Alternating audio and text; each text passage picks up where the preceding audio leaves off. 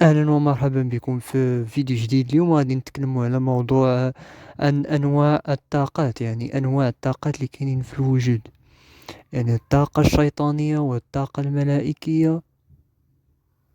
هاد جوج الأنواع الكبرى وكتفرع منهم عدة طاقات. يعني الطاقة الملائكية فيها طاقة الخير وطاقة الشفاء وطاقة البركة وطاقة الحضور وطاقة الوعي. يعني الطاقة الملائكية هي طاقة ربانية نورانية عظيمة، وهي الأساس وهي الأصل الكوني للوجود، وهي مقابلة للطاقة الذكورية.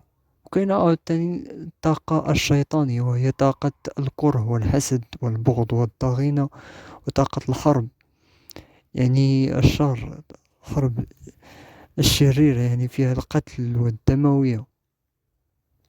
وهاد الطاقة هادي كتفرع منهم عدة طاقات أخرى، يعني آه، طاقة المرض وطاقة الإعياء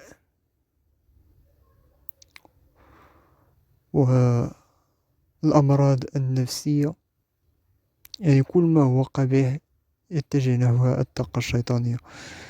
والطاقة الشيطانية والطاقة الملائكية دائما في صراع، يعني صراع أزلي.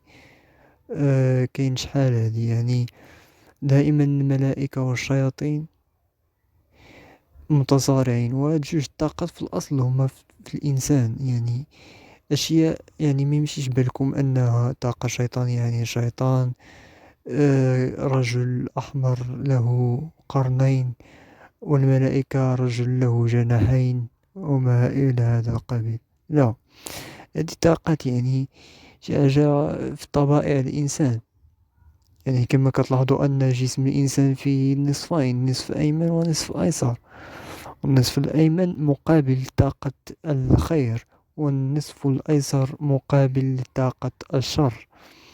وهاد جوج الطاقات هادي ديما في صراع داخل الإنسان. يعني دابا الهدف ديالنا من هاد المعرفة ديال هاد جوج الطاقات وهو أننا نوحدوهم، والتوحيد يكون الأصل. إلا وحدنا الطاقة الخير وطاقة الشر، غادي نمشيو لطاقة الخام، يعني الطاقة الإلهية الخام، النور الأزلي، يعني اللب، الجوهر ديال هادشي كامل اللي كتشوفوه من مواد وكل شيء من الموجودات. غادي تعرفوه من خلال توحيد هاد جوج الطاقات هادو.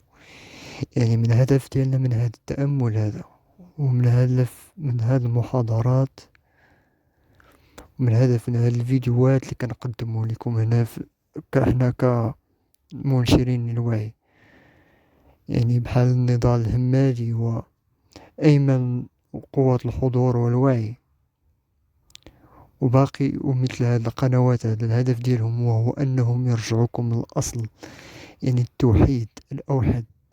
هنا هو السر ديال كلمة التوحيد، يعني الوحدانية، يعني اتحاد المتناقضات. إلى وحدت هاد المتناقضات اللي كاينين في الداخل ديالك، غادي توصل النيرفانا كما سماها بوذا، أو الاستنارة، أو حالة شيفا، يعني حالة إلهية، حالة أصلية، يعني الروح الخام، الجوهر، الفرد. يعني غادي تشوف التسامي، التسامي الأوحد، وهذه هي الهدف. وباش توصل لهذه الحالة لازم أنك تلاحظ، تراقب الأنفاس تاعك 24 ساعة على 24 ساعة، يعني تراقب الشهيق والزفير، وتلاحظ المشاعر تاعك وتدفق المشاعر والعاطفي.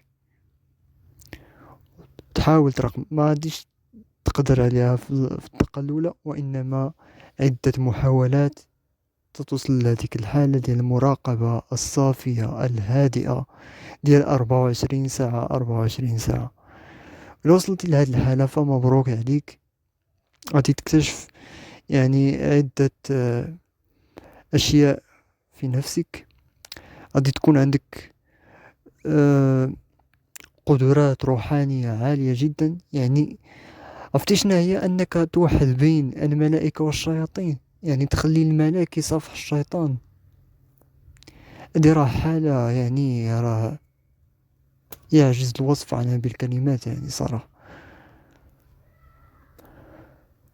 وباش توصل لهاد الحالة لازم أنك أولا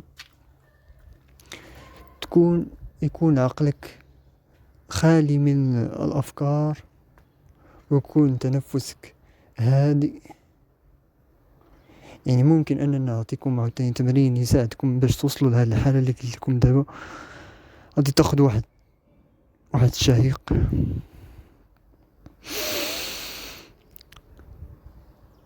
تحبس النفس، وتخيل نفسك أنك في واحد الفضاء أبيض، فضاء أبيض وأسود، أو رجل أبيض وأسود. وهذا الرجل الأبيض كيصافح الرجل الأسود، وعندما يصافحون بعضهم بعضا تخيل واحد النور، يعني ما عنده حتى شي لون، واحد النور يعني سرمدي كيتخلخل في هذاك المكان وكيدخل لداخل ديالك في القلب، في تشاكرا القلب، وطلع وهبط زفير هكذا. تكون في التأمل هذا. حاول أنك ديرو 10 دقائق ماكسيموم، 5 دقائق مينيموم. يعني حاول تعاود هذا التمرين هذا عدة مرات، يعني حتى 22 يوم. غادي يساعدك أنك توحد بين الطاقة الظلامية والطاقة النورانية، وغادي تشوف حقيقة الحروب وحقيقة الشي اللي كيوقع لنا دابا في الأعوام هذا. يعني هذا التمرين كنتمنى أنه يساعدكم، وهذا الشي اللي كاين في هذه الحلقة هذه، وإلى اللقاء.